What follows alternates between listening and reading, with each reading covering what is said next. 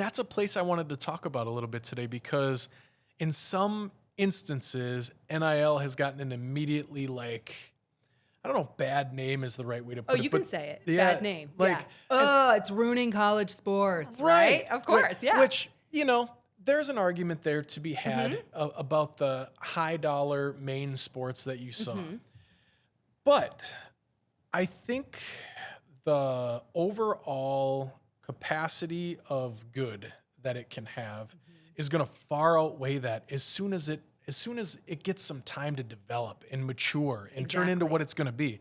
Sure, right now it probably is kind of a mess in some places, but anything new is going to be. Right. The value to me, and why I've always been a proponent of it, of college athletes getting paid, is because the demands that it takes to become a proficient college athlete along with a student, your earning potential outside of it is very minimal. Like, you're not getting internships. You're not even taking summer jobs. Right. Right. So you're not only are you not making money, you're not taking the steps that other students and athletes are in their careers to get those building blocks. So I am all for it. And I'm never one to kind of shun the first bad thing anyway. Like, I want to see, like, how can we make this better? Yeah. So what's your view on the industry overall? How is it operating? And where do you maybe prognosticate it going? There's a lot of shaking out that needs to happen. Yeah. And like you said, I mean, it's brand new. There's nothing that's kind of set in stone across the board.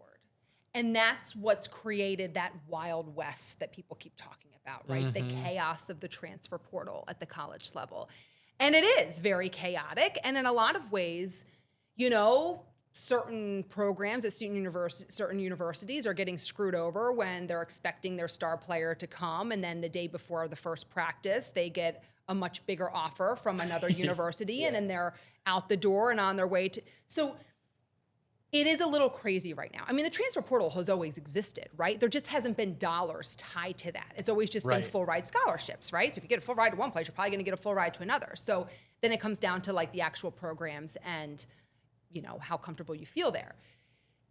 There's a huge lawsuit that's making its way through the judicial system right now. And it was supposed to come to a settlement or a judgment, this quarter. Is probably going to go into next quarter, because there's a lot of universities and conferences and students that are jumping in on this whole thing. It's called NCAA versus House. House is the last name of an athlete who originally filed this lawsuit a couple of years ago.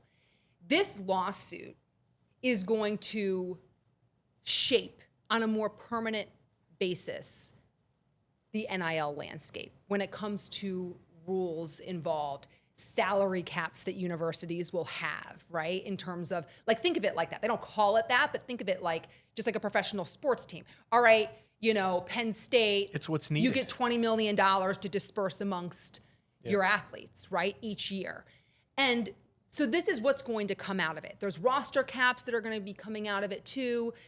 And these collectives, it'll be interesting to see what happens with these collectives, if they end up going away or if they stick around and kind of just take on a new form. Because part of this lawsuit is focused on, these universities are using these collectives to basically, like, kind of skirt the rules a little bit. Like, oh, the university's not paying these kids, the collective's paying these kids, know?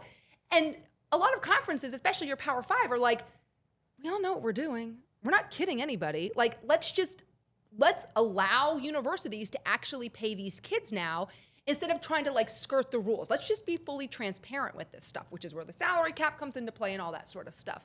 So it'll be interesting based on how this judgment goes. It also will back pay D1 athletes for 10 years. Dang, really? It's interesting. It'll be interesting to see what happens with the NCAA if they end up filing for bankruptcy or not, because, I mean, you're talking billions that's wild. of dollars, right? And so the next few months will kind of determine a lot in terms of what's going to be happening at the college level. At the high school level, there's been this trickle-down effect, obviously, ever since the judgment came from the Supreme Court back in 2021. There's only 11 states right now that don't allow high school athletes to make money with their NIL. Wisconsin is one of them. One of them, yeah. This time last year, that number was double. But every couple of months, more and more states jump on board because they have to. And it's because of the ruling that the Supreme Court made. The Supreme Court ruled the way that it did against the NCAA in the NCAA versus Alston case. That was the case that made it to the Supreme Court that made NIL a thing. They said, look, these kids have a right to publicity just like any American citizen. It was a right that was established back in the 70s. You can't tell these kids they can't make money off of themselves. Yep. Sorry, you can't do that. Well, the same thing applies to high school kids. So there's been this trickle-down effect. So either it's the high school athletic organizations, the associations that are just changing the rules of eligibility at the high school level, which is happening in a bunch of places. A lot of times it's a lawsuit that forces some sort of temporary injunction by a judge, which just happened in North Carolina because it wasn't allowed. A football family filed a lawsuit because the kid was really good and he was getting offers but couldn't, monetize them. Judge came in and said, you can't do that. And so now it's turned into a craziness because there's no parameters set around these high school athletes. The way the WIAA is coming at this, so there's a big vote that's happening April 25th at the WIAA's annual conference. The same vote happened last year, and NIL was voted down for high schoolers. All the ADs from the 514 member schools across the state, the majority said, we don't want it yet. Because they didn't really understand, they felt as though it was moving very fast. They didn't really understand what the language actually meant.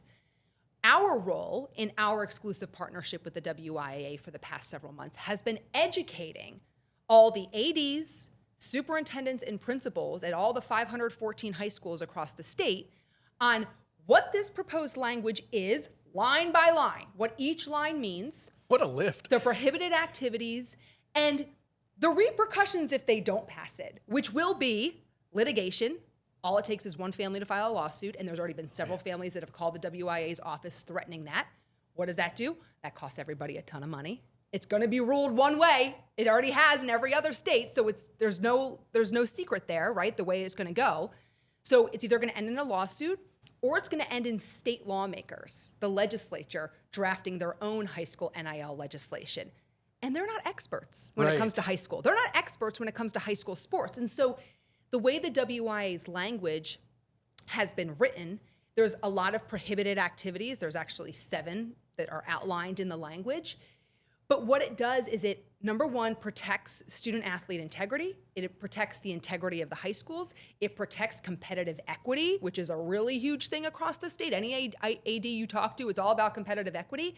It protects undue influence. So somebody who's an alumni of a high school can't say, oh, hey, football player Johnny at that high school, I'll pay you to come play for our school. Can't do that because there's an association, there's a vested interest that alumni has in the athletic program of the school. So there's a lot of parameters put around the high school language that doesn't exist at the college level. Yep. And so the chaos that people see at the college level, everyone's like, oh, we don't want that at high school. Well, you won't have it here because it won't be allowed here because of these guardrails that are put in place to make sure it doesn't happen that way.